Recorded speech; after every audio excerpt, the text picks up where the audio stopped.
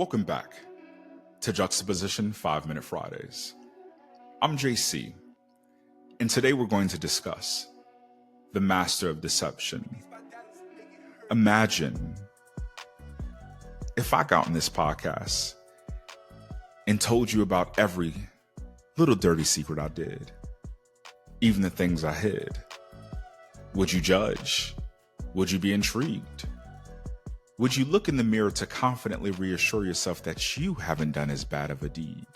You see, we live in a world full of masters of deception, living a life hoping to keep up with an often false narrative or perception of who you really are. We've lived with parents who played that same game, hid their shame, all for you to experience the same.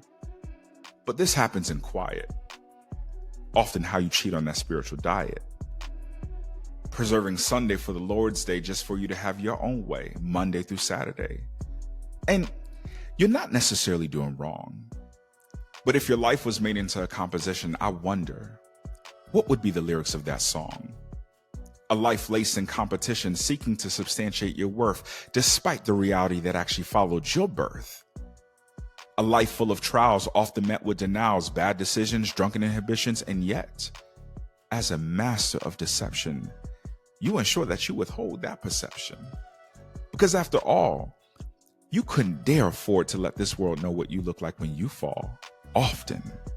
But despite that reality, you trade that narrative to preserve your morality, spotless and clean, hidden and unseen, selling yourself a dream of what doesn't exist, but you persist because you've convinced yourself that just because man can't see, you somehow get to choose who you want to be, real or fake, fake or real. After all, JC, what's the big deal? I cannot be judged by what is not known, which enables me to sit on the throne. Window shopping through the lives of others, but when you look in the mirror, you just like your mother, brother, and some other who just like you wanted to create a narrative of what often was not true. So where do we go from here? Do we hide? Do we puff up our pride? Or do we confront the reality that this, in part, is why Jesus died? There is no good thing in our flesh.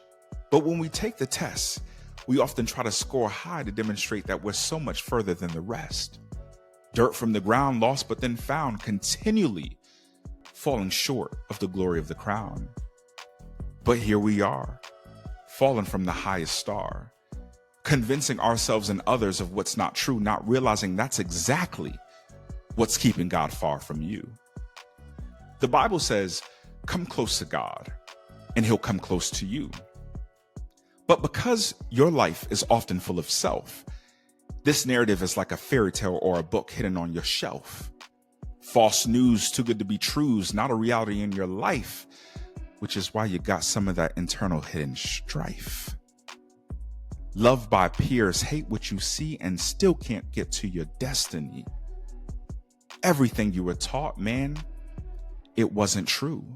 Following a bunch of rules, walking around like a bunch of fools, missing the point of it all, while you simultaneously stand up tall.